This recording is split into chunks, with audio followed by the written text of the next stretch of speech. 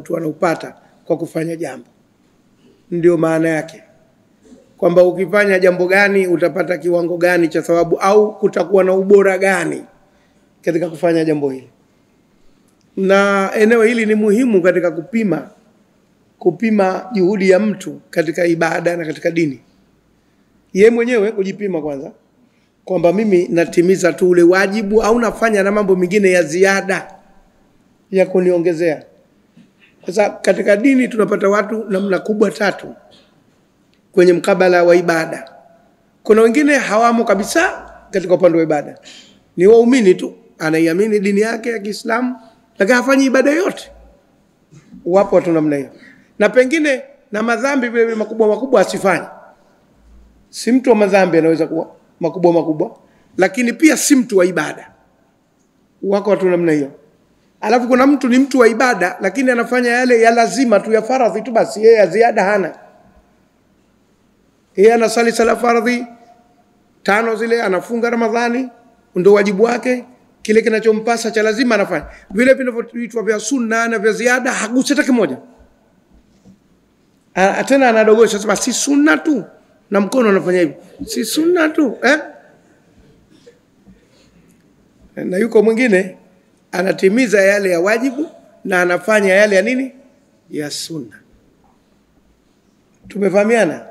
Tena anajitahidi kuangalia kila ambalo dini imesema kuwa litakuwa na fadhila, zitakuwa na faida, litakuwa na thawabu, kama analiweza analifanya kadri anavyoweza. Kwa hivyo atasali za faradhi, atafunga faradhi, atafunga za sunna. Kama ni wa kutoa zaka atatoa zaka, na sadaka atatoa. Kama si ana uwezo wa kutoa zaka basi atajitahidi na sadaka japo ndogo atoe. Atakwenda kwenye madarasa japokuwa anajua ibada zake, ataka kuongeza elimu. Sasa huyu anakwenda anafanya mambo ya fadhaili ya ziada. Na bila shaka anayefanya ziada atakuwa tofauti na ambaye hafanyi mambo ya nini, ya ziada. Na bila shaka daraja lake litakuwa kubwa kuliko yule ambaye hafanyi mambo ya nini, ya ziada. Akhira bila shaka yote yeye inshallah taala atakuwa na daraja la juu zaidi kuliko yule mwingine.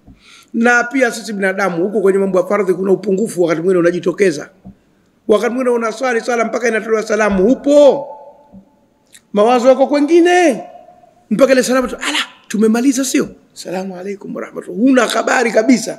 Sasa iko siku utasali sala ya sunna kwa khushu', wewe akili ipo, hii inajaza pale palipopungua katika nini, katika fardhi. Ramadhani tunafunga, wakati mwingine unakwenda tu unarudi, wakati mtu kakukwera unamtukana mara nini, mambo chungu zima yanajitokeza.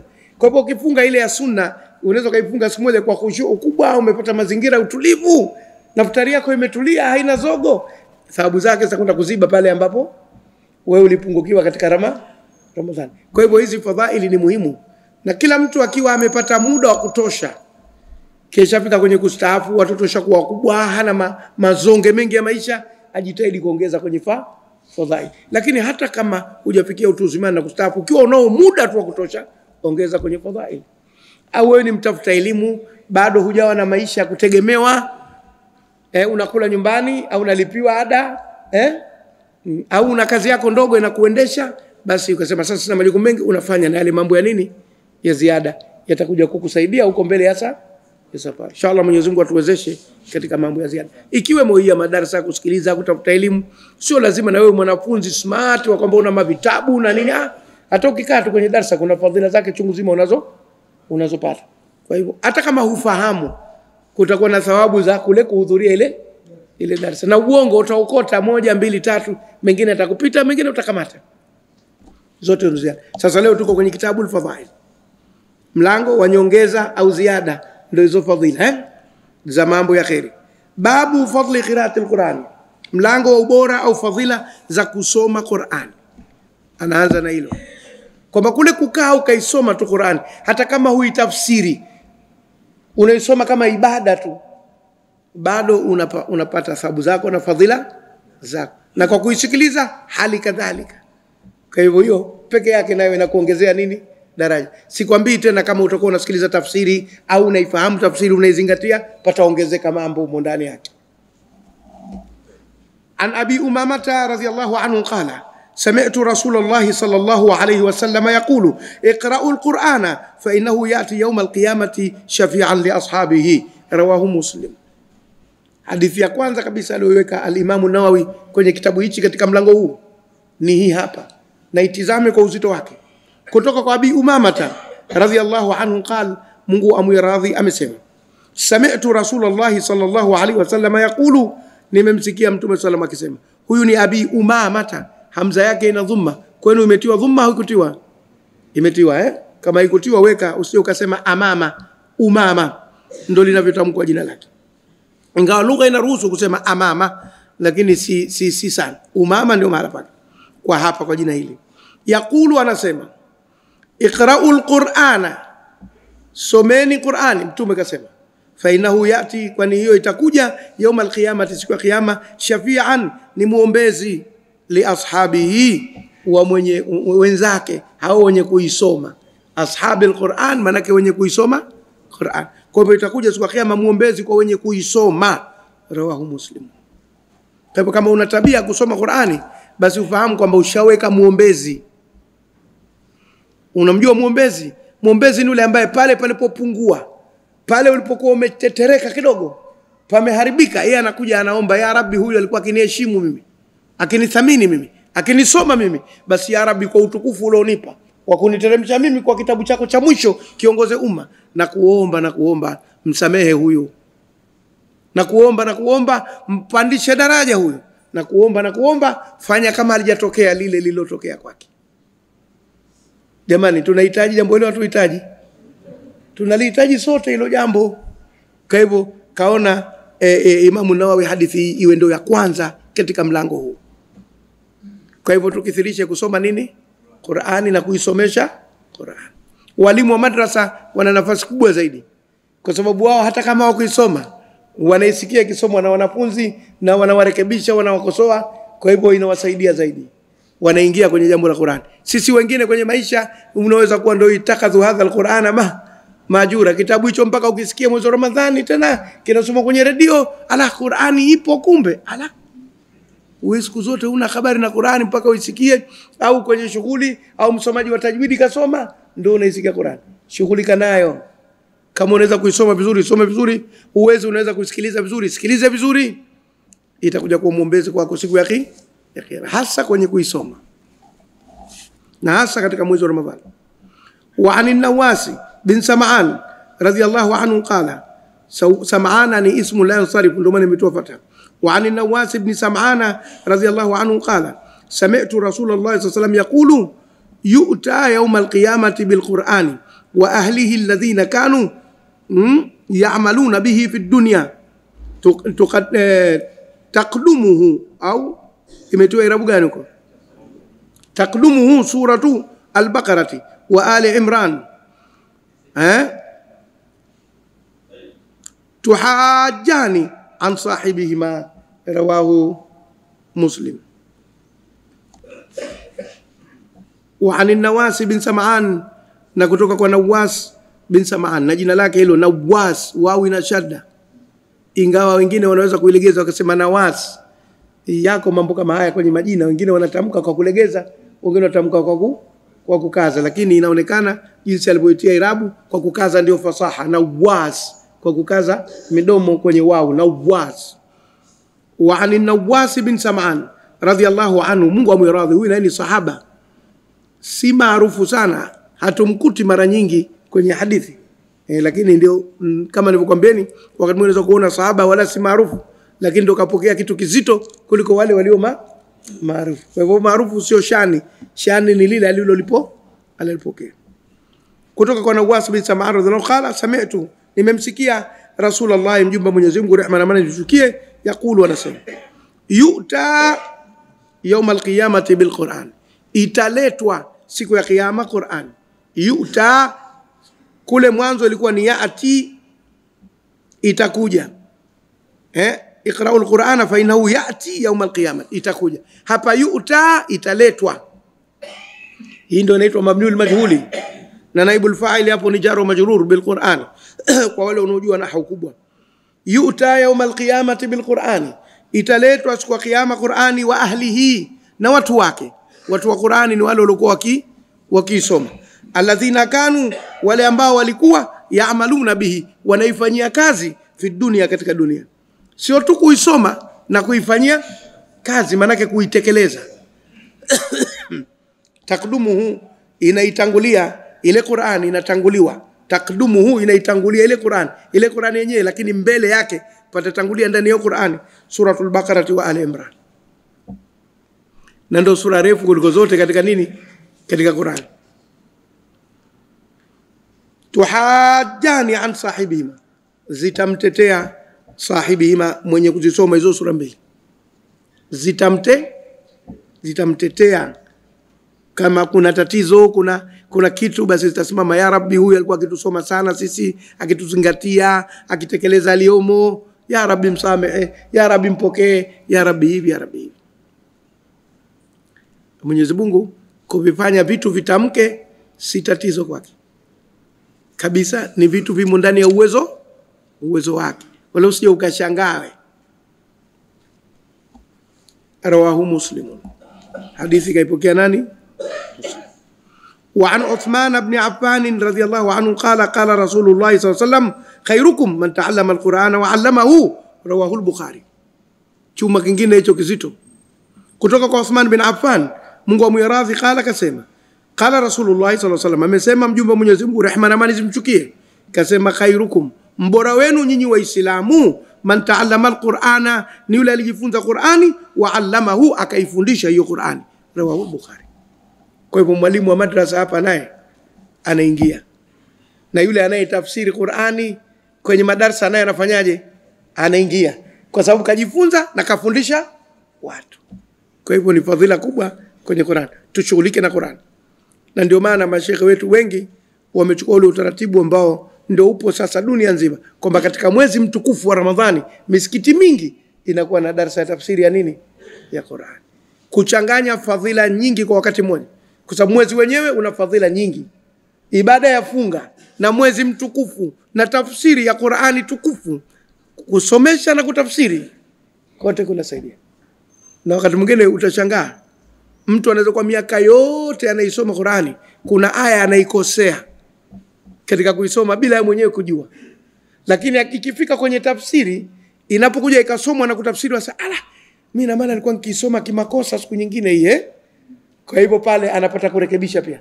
Na ndio maana ziko baadhi ya darasa tafsiri, kwanza inasomwa ile Qur'ani kwa tajwidi au kwa tartili, zile aya zitakazokwenda kutafsiriwa, alafu ndo anaingia kuzitafsiri. Au anasoma kwa tartili au kwa tajwidi. Na bora ni kwa tartili kuliko kwa tajwidi. Umeona? Na wakati mwingine unaweza kuwa miaka yote unaifahamu vibaya pia aya, sivyo vile ilivyokusudiwa. Kwa hivyo akitafsiri unasema, nilikuwa nikifahamu hivi, kumbe sio inavyokusudiwa. Kwa hivyo nayo inasaidia. Haya, hii rawahu al-Bukhari. Hadithi kaipokea nani? Bukhari. Wa an Aisha radhiyallahu anha qalat, qala Rasulullah sallallahu alaihi wasallam, alladhi yaqra'u al-Qur'ana wa huwa mahirun bihi ma'a as-safarati al-kirami al-bararati, walladhi yaqra'u al-Qur'ana wa yatata'ta'u fihi wa huwa alayhi shaqqun lahu ajrani, muttafaqun alayh.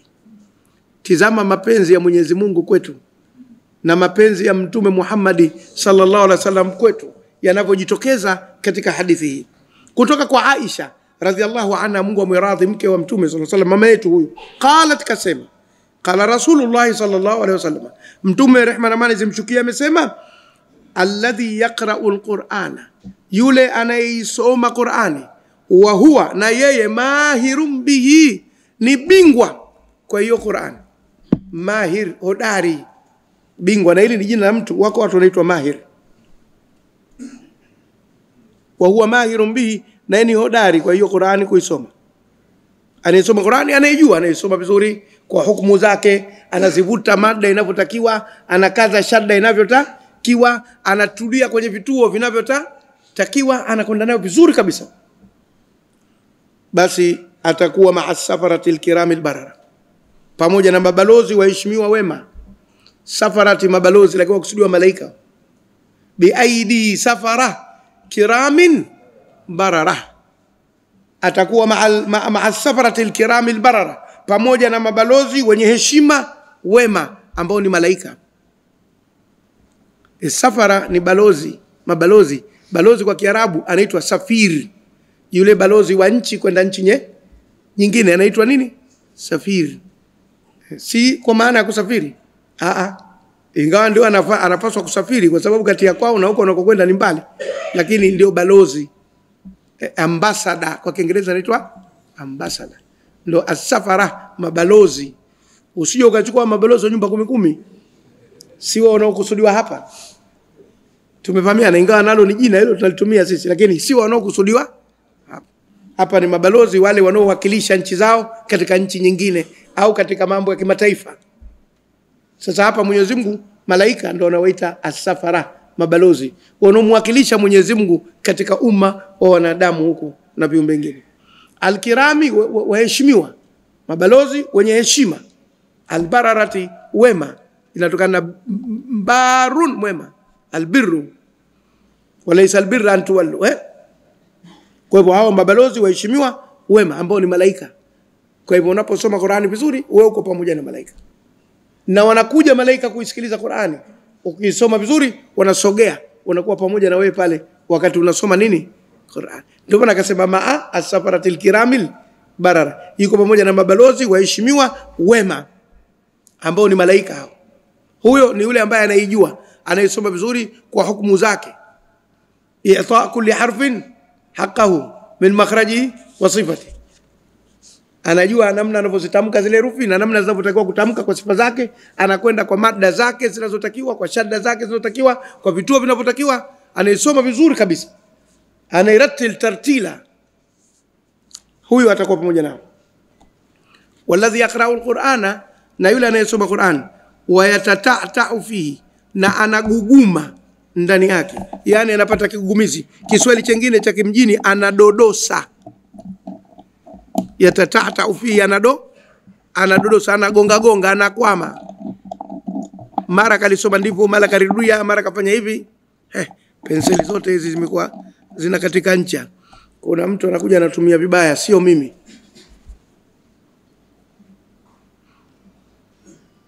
Sisi tunatumia neno kudodosa, ndio neno ambalo watu wa Zanzibar tumelitumia miaka mingi sana. Yule anadodosa. Maana mara analikosea, mara anarudia, mara anakata, mara na nini Lakini ta'ta kwa Kiarabu ni kigugumizi. Kigugumizi inaitwa ta'ta, mtu. Mutata'ti maana yake mtu mwenye kigugu. Ndio maana tumetumia neno kuguguma. Vile vile asili yake ni magugu. Magugu yanauzuia mti usikue, unakwama. Ndio nasema anaguguma. Ndio kama vile anafanya kigugumizi. Lakini ndio maana yake haijui vizuri ile Qur'an. Huyu wa huwa alayhi shaqun, na yeye juu yake ni mashaka huko kusoma Qur'an, shida kwa kweli, anajikaza tu. Lahu ajrani, atapata ujira mara 2. Thawabu zake atapata mara moja kusoma Qur'an, na mara moja kwa zile shida anazozipata Mungu atamuongezea thawabu ndani yake, kwa atapata ujira mara 2. Ama yule kule hakutaja ujira atakayopata, lakini sema wenzake ndio wale ilkiramil albarara, ambao bila shaka ile ni daraja kubwa. Ikishakuwa malaika wanakaa na wewe ni daraja kubwa, maana yake ukimaliza Qur'an unaweza kuamua kuomba dua pale. Ya Rabbi, mke wangu mkorofi ananisumbua sana, hebu mtulize ya Rabbi. Malaika wanachukua wanapeleka, wanakuombea bwana yule al-Qur'an, bwana mtulizie mkewe basi mambo barabara. Wewe unataka nini tena? Una haja kwenda kwa mganga wala nini? Tawasuli yako, soma Qur'ani, omba dua. Soma Qur'ani, omba dua. Wako malaika pale watakufikishia. Una haja kupiga ramli wala kufunga talasimu wala irizi. Dua zinatosha. Penye Qur'ani, tawassul kwa Qur'ani pale, malaika wataipeleka, itakwenda kwa nguvu zaidi. Ingawa yako wewe peke yako inaweza ikenda, lakini ikenda na malaika panakuwa na uzito, kwa sababu mtu haposi mwenyewe upeleka mshenga. Kwa hivyo wale ni washenga watakusaidia. Muttafaqun alayhi. Hadithi imefikiwa na Bukhari na nani? Na Muslim. وعن أبي موسى الأشعري رضي الله عنه قال قال رسول الله صلى الله عليه وسلم مثل المؤمن الذي يقرأ القرآن مثل الأترجة. جيم كانوا كيتيا شدة يتيا شدة الأترجة. wengine wanaisoma kwa wepesi al-utruja, lakini hapa inaonekana anataka tuisome al-utruja, mithlu al-utruja, rihuha tayyibun wa ta'amuha tayyibun. ومثل المؤمن الذي لا يقرأ القرآن كمثل التمرة لا ريح لها وطعمها حلو ومثل المنافق الذي يقرأ القرآن كمثل الريحانة ريحها طيب وطعمها مر ومثل المنافق الذي لا يقرأ القرآن كمثل الحنظلة ليس لها ريح وطعمها مر متفق عليه. Mtume sallallahu alaihi wasallam amekwambieni ni mwalimu asiyetumia chaki wala ubao. Mwalimu asiyetumia chaki wala ubao. Na kwa sababu jamii aliyoishi nayo wengi wao walikuwa hawajui kusoma na kuandika. Na ilikuwa habari za kusoma na kuandika ni za matajiri. Mpaka umlipe mtu pesa nyingi aje amfundishe mwanao kusoma na kuandika. Kwa hivyo angekuwa kazi yake kufundisha kwa njia kusoma na kuandika kwa wakati ule, manake angekuwa analilenga tabaka la matajiri tu. Tumevamiana vizuri hapo. Siku moja mtu mmoja si wa dini yetu alisema mahala hivi. Ikisema huyo Muhammad wenu hata kusoma na kuandika alikuwa hajui. Sio na hivi akasema maneno mengi sana. Sasa wale watu wa Biblia wale mpe mara nyingi hoja kama hizi zinawapa shida. Kwa sababu kwenye upande wa sira tunabawia tarehe wao wanakuwa si wazuri sana. Yaani wao ni washambuliaji sio mabeki. Wanajua kufunga lakini hawajui kuokoa. Wakishambuliwa magoli yanaingia. Lakini nao wakipata nafasi wanafunga magoli mengi. Kwa hivyo wakaniomba mimi niende pale nikacheze kama sentafu wa kuokoa magoli. Hiyo mimi ni kuokoa magoli sasa. Sasa vinakuja vihoja kama hivi. Ndio nikawaambia kuwa Mwenyezi Mungu kwa hikima zake anapomtuma mtume anamlenga kwa ajili ya walio wengi, sio kwa ajili ya wachache. Sasa walio wengi walikuwa hawajui kusoma na kuandika. Angekuja katika tabaka la wanaojua kusoma na kuandika kwa wakati ule, ingekuwa manake anazungumza na watu wachache mno sana, na wale wengi wangekuwa wako mbali na yeye. Kwa hivyo Mwenyezi Mungu akamtengeneza kuwa mwalimu bila kutumia chaki wala ubao. Na wale masahaba akawatengeneza wanafunzi bila kutumia karatasi na penseli. Sallu ala nabi. Allahumma salli ala Muhammadin wa ali Muhammad. Na ndio akafanikiwa. Na wachambuzi wa kihistoria wanamshangaa kweli kwamba mtu aliyefanikiwa kuwatoa ummiyina la ya'lamuna alkitaba, watu wasiojua kusoma wala kuandika, akawanyanyua mpaka wakatawala sehemu kubwa ya ulimwengu, haikuwa kazi rahisi. Tumevamiana. Sasa tumsikilize mwalimu huyu anayefundisha bila chaki wala ubao, akiwafundisha wanafunzi wasiokuwa na karatasi wala penseli wala kalamu. Anasemaje? Ana Abi Musa al-Ash'ari, kutoka kwa baba Musa al-Ash'ari radhiyallahu anhu, qala, Mungu ameradhi, kasema, qala Rasulullah sallallahu alaihi wasallam, Mtume sallam kasema, mathalul mu'mini, mfano wa muislamu mwenye imani ya Kiislamu, alladhi yaqra'u al-Qur'ana, ambaye anasoma Qur'ani, basi mathalul utrujjati, mfano wa hilo tunda linaitwa utrujja. Hili ni tunda. Hili ni tunda kama jamii ya apple. Kwa wale wanaojua ma apple, ni tunda kama jamii ya nini? Ya apple. Namba ngapi hiyo? Namba 1 au namba? Hapana. Hiyo namba 4. Chini kwenu kasema chochote kwenye namba 4. Hakulitaja hilo tunda la aina gani. Bado akasema sifa zake tu. Kwa hivyo ni jamii ya apple. Wale wanaojua ma apple, ni kama apple. Rihuha tayyibun, harufu yake ni nzuri, wa ta'amuha tayyibun, na ladha yake ni nzuri. Kwa hivyo unapenda kusikia harufu yake na unapenda kulila. Ina vitu vyote viwili kwa wakati mmoja. Harufu inavutia na ladha inavutia. Huyo ndo mfano wa mtu ambaye ni Muislamu na Qur'ani anaisoma. Umeona? Anawapa kitu waweze kufahamu. Kwa Madina inafahamika vizuri, kwa sababu Madina ni mji wa matunda. Tumeelewana vizuri hapo? Kwa hivyo linapendeza. Ndio sisi tunaweza kufananisha pia na nanasi. Wajua nanasi likiwiva ni tamu na harufu yake ni nzuri. Ndio maana kuna watu sasa hivi wanatengeneza perfume za flavor ya nanasi. Ziko kama malhamu za kujipaka. Unajipaka alafu harufu inakuja harufu ya nanasi. Na ukijipaka pesa umekula mananasi unaambia ni mafuta fulani tu. Kwa sababu nanasi harufu na ladha vyote viko pamoja. Kwa hivyo kwetu sisi ni mfano wa nanasi. Angekuwa anazungumza na jamii yetu sisi, angetupa mfano wa nini? Wa nanasi. Wa mathalul mu'mini alladhi la yaqra'u al-Qur'ana, na mfano wa Muislamu ambaye hasomi Qur'ani, kama thali tamrati, ni sawa na tende. Hii tende ya kula, sio tende ile ya kwetu sisi mimi na wewe kule.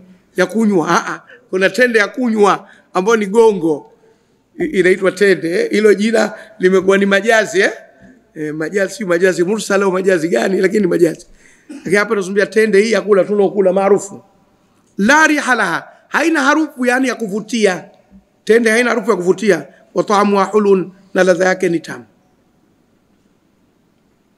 Kwa hivyo yeye huyu hasomi Qur'ani, ni muumini, hana harufu ya kuvutia, ingawa mtamu, yani kwamba ana imani. Kwa bado anayo sifa, lakini kuna kitu kimempungua.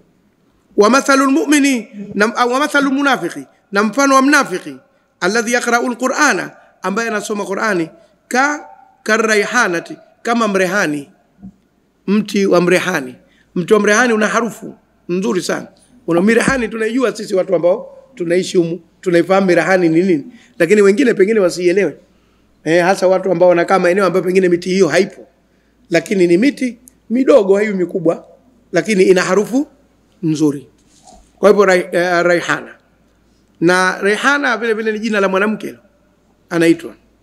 Rihuha tayyibun, harufu yake ni nzuri, lakini wa ta'amuha murrun, na ladha yake ni chungu. Usije ukautia mdomoni ule mrehani. Hata waridi liko hivyo. Waridi zuri kwa mandhari kuonekana, harufu yake ni nzuri, lakini ukilitia mdomoni chungu. Ladha yake ni chungu. Hata asmini hazina utamu, uweze kuzitia mdomoni zikawa tamu, lakini muonekano na harufu ni nzuri. Kwa hivyo ndo mnafiki anayesoma Qur'ani. Akisoma Qur'ani utamwona mtamu, lakini ukimuonja katika imani yake mchungu. Wa mathalu munafiqi, na mfano mnafiki, alladhi la yaqra'u al-Qur'an, asiyesoma Qur'ani, kama mathali al-handala, kama mshubiri. Handala ni mti wa shubiri. Shubiri ni mti mchungu na hauna harufu nzuri. Laisa laha rihun, hauna harufu nzuri. Wa ta'amuha murrun, na ladha yake ni chungu. Muttafaqun alayhi, imewafikiwa na Bukhari na nani na Muslim. Huyo ndo mwalimu wetu